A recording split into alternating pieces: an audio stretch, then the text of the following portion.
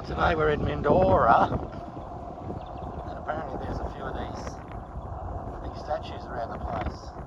They're all giants, quite big.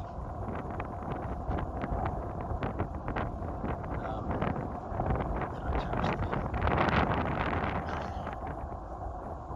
You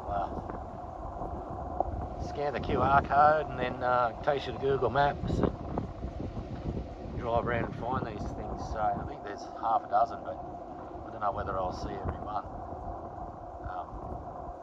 Bit of walking involved. Anybody watches my videos, you know I'm that fucking crash hot on walking. And I believe the artist who made these comes from the States. Quite big.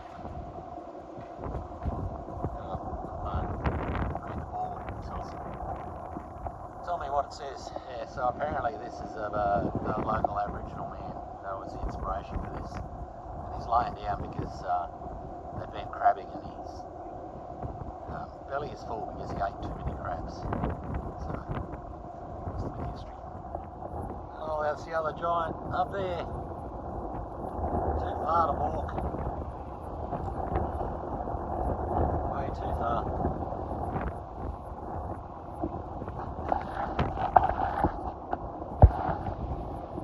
It's Western Australia, so it's windy.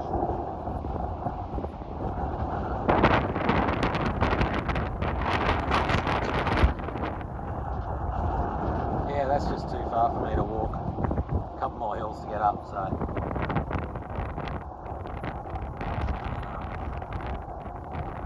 Yeah, probably would have been better off parking at the other end. Just went up the other end. Still not going to walk up to it, but it's a lot closer and a better view. Oh, this is Lake Clifton, and these are the Thmobolites.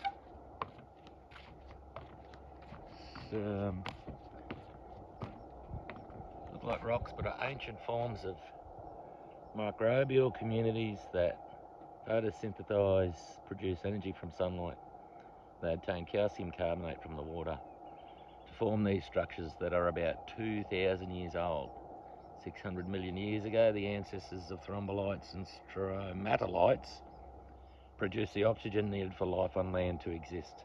Today we can only find them in a few places in Western Australia and the world. Well, there you go. So all you younglings out there, this is what gave us the oxygen to breathe, to live. Isn't that fascinating? Western Australia living up to its good name for good shows and nature. No fishing allowed here, of course. Probably be full of whiting, I'd say. Don't know whether the water's salty or fresh.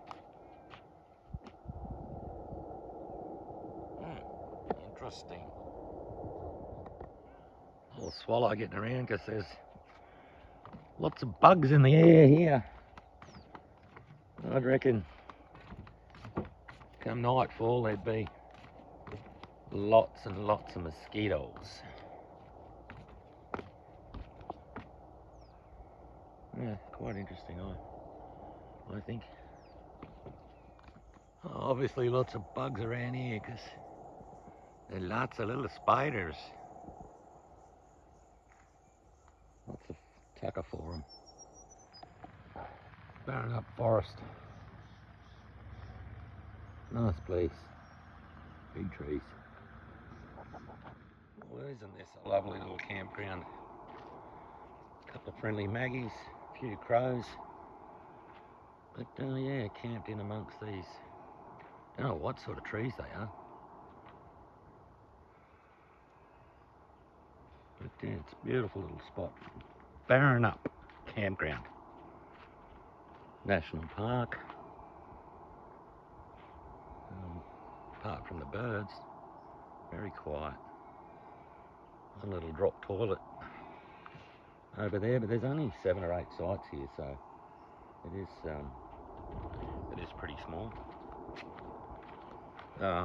Only drawback is the sights aren't very level, so yeah, slept on a bit of an angle last night, but that's all right. We can deal with that. Well, I'm doing the cave tour. A lot of stairs. Gonna be slow getting back up. Anyway, give it a crack.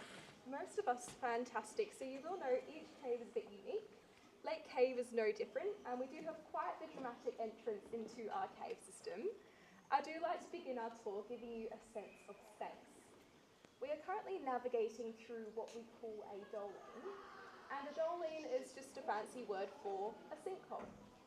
That does mean one point in time there's actually a roof going over this area, and we know this because all of these formations and crystals surrounding us indicate this once was a big pristine environment the cave used to grow in.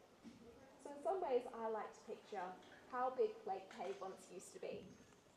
In terms of how this roof broke away, we begin at looking at the forest floor of the area, the Wadandi people. Now I will mention we don't have any archaeological evidence to suggest they've used this particular cave traditionally, but we are aware they've walked and worked with this region for upwards of 50,000 years. So lots of dripping coming through from the ceiling. If you get dripped on by our cave today, we like to consider that extremely lucky. We call it a cave kiss. Very wholesome. The water dripping through from the ceiling is actually rainfall from 10 everybody, and an amazing way to remember that name, they're hollow, just like a drinking straw. In terms of how this hollow crystal forms, that process begins way above us in the clouds.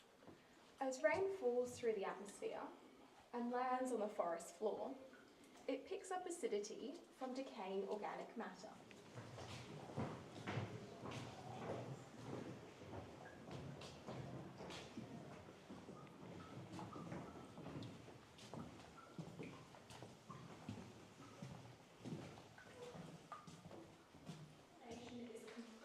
Suspended above the water, we are simply seeing its reflection beneath it. This is actually a one-of-a-kind structure in the world. That does mean all across the hundreds of thousands. This is the dragon. Rails and boardwalks are completely soaked in water, and I will try point out with my torch, almost every single straw has a water droplet attached to the end. So the most active part of Lake Cave's ceiling, we call these shoals. And the interesting thing about shoals, they will only ever... Yeah, for the most part, since this cave has been focused as a conservation cave, things have come back fantastically. Now, I will mention this ferocious dragon only comes out once with these special lights, so definitely get your photos while you can.